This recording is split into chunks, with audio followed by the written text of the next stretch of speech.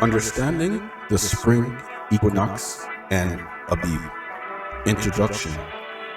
The Spring Equinox marks the changing of the seasons, a time when the day and night are nearly equal in length. While many cultures observe this event, we examine it through the lens of the scriptures to understand its significance in Yahweh's creation and his appointed times. The spring equinox is not the biblical new year itself, but it helps us confirm the timing of Abib because it signals the start of the growing season. After equinox, we look for the barley, the ear, Abib stage, in Israel to confirm the start of the first month. This ensures that Passover and the feast of Yahweh remains in their proper seasons. The sun, moon, and stars as signs. The purpose of the heavenly lights. Genesis 1:14. And Yahweh said, "Let there be lights in the firmament of the heavens to divide the day from the night, and let them be the sign and for seasons and for days and years." Yahweh set the sun, the moon, and the stars as markers for time. The equinox is not to be worshipped, but it does serve a function in Yahweh's creation. It signals the shift towards new growth, renewal, and preparation for the Passover season.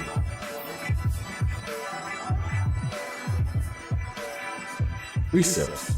Psalms 19, verse 1. The heavens declare the glory of Yah, and the firmament sheweth his handiwork. Yahweh's order cannot be changed. Psalms 104:19. He appointed the moon for seasons. The sun knoweth his going down. Yahweh established a precise system for determining time. The moon governs the feast, but the sun and the stars also work together in setting the proper calendar according to the Most High design. Precepts. Jeremiah 31:35-36. Thus saith Yahweh, which giveth the sun for a light by day, and the ordinance of the moon and of the stars for a light by night, which divideth the sea when the waves thereof roar. Yahweh of hosts is his name. If those ordinances depart from for me, saith Yahweh, then the seed of Israel also shall cease from being a nation before me forever. Isaiah 40:26. Lift up your eyes on high, and behold, who hath created those things that bringeth out their hosts by number. He calleth them all by names, by the greatness of his might, for that he is strong in power, not one faileth. The moon role in the calendar. Ecclesiasticus, or you could say Sirach 43:6, verse 7. He made the moon also to serve in her season for a decoration of times and a sign of the world. For the moon is the sign of feast, a light that decreases in her perfection. This shows that the moon used to determine the feast, but it must align with the seasonal signs Yahweh sets, like the equinox and the reaping of crops. Precept. Psalms 81 verse 3. Blow up the trumpets in the new moon, in the time appointed on our solemn feast days. 2 Ezra chapter 6, 45-46. Upon the fourth day thou commandest that the sun should shine, and the moon give her light, and the stars should be in order, and givest them a charge to do service unto man that was to be made. Biblical timing keeping and the first month. The first month, Abib, is Exodus 12, verse 2. This month shall be unto you the beginning of months. It shall be the first month of the year to you. The first biblical month, Abib, aligns with the beginning of spring. The equinox helps us determine the proper cycle of the year, ensuring that Passover and the feast aligns with the right agricultural and seasonal signs. Precept: Exodus 13:4-5. This day came ye out in the month Abib, and it shall be when Yahweh shall bring thee into the land of the Canaanites, and the Hittites, and the Amorites, and the Hittites, and the Jebusites, which he swore unto thy fathers to give thee, a land flowing with milk and honey, that thou shalt keep his service in this month. Exodus 23:15-16. Thou shalt keep the feast of unleavened bread. Thou shalt eat unleavened bread 7 days, as I command thee, in the time appointed of the month Abib. For in it thou camest out from Egypt, and none shall appear before me empty. And the feast of harvest, the first fruits of thy labors, which thou hast sown in the field. And the feast of ingathering, which is in the end of the year, when thou hast gathered in thy labors out of the field. Proof that Abib is in spring. Deuteronomy 16 verse 1. Observe the month of Abib. Keep the Passover unto Yahweh thy Elohim. For in the month of Abib, the Yahweh thy Elohim brought thee forth out of Egypt by night. Passover is a spring feast, meaning the biblical New Year cannot be in the dead of winter, as some calendars suggest.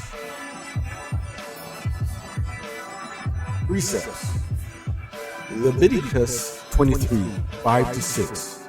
In the 14th day of the first month at eve is Yahweh's Passover, and on the 14th day of the same month is the feast of unleavened bread unto Yahweh. 7 days ye must eat unleavened bread. Numbers 28 verse 16.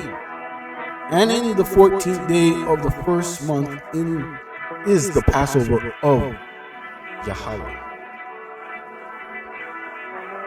The role of agriculture in Yahweh's calendar.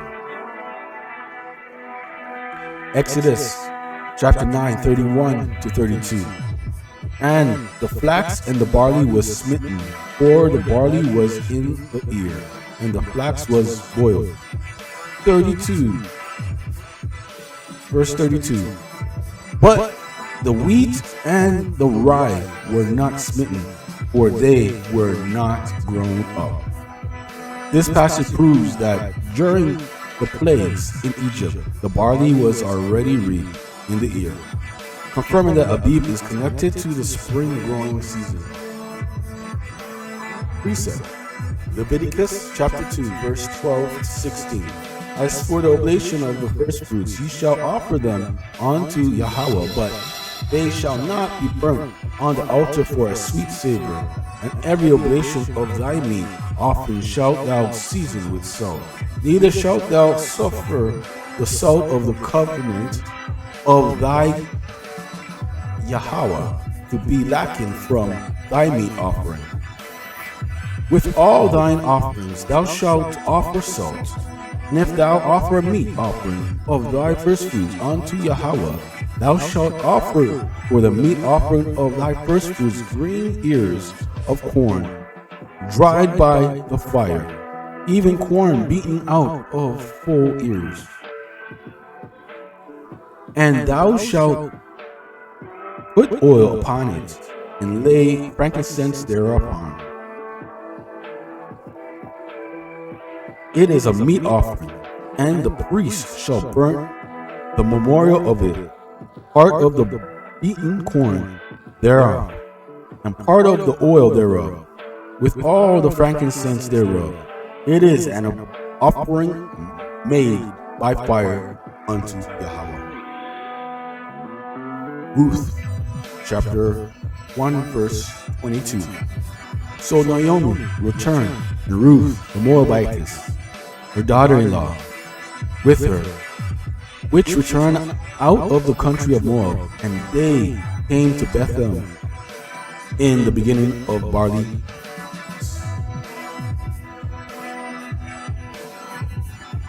Righteousness over paganism. Learning not the ways of the heathen. Jeremiah chapter 10 verse 2. Thus say Yahweh, learn not the way of the heathen, and be not dismayed at the signs of heaven, for the heathen are dismayed at them. While Yahweh created the equinox as part of the natural order, pagan traditions have twisted its meaning into idolatrous worship.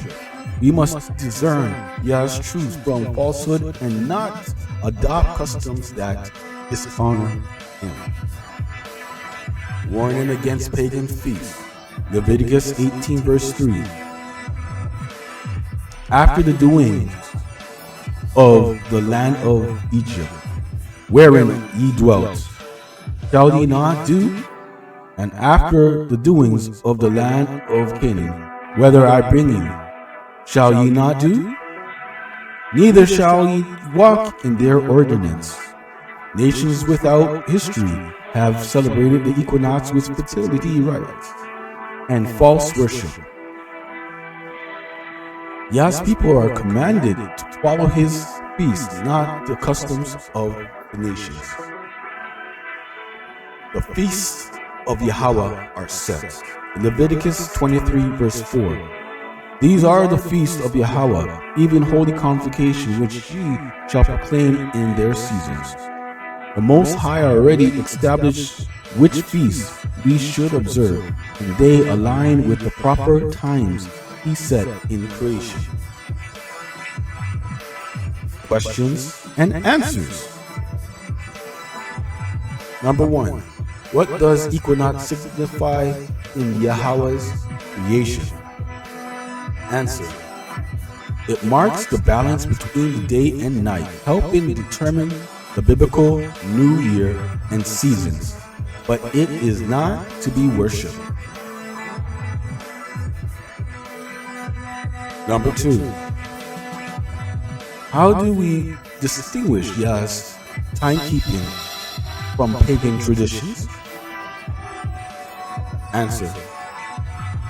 By using the scriptures as our foundation, recognizing the equinox as a sign for the first month and not adopting the customs of the nations. Third question. Why is it important to know the biblical new year? To properly observe Yah's appointed feasts in their correct seasons, ensuring we walk in obedience to his commandments. Conclusion. This lesson is about bringing family into alignment with Yahweh's time by rejecting the traditions of the nations and following the signs he gave us. We ensure that we are walking in righteousness and preparing our Yahweh's appointed times correctly. This is the message I have for you today. Shalom.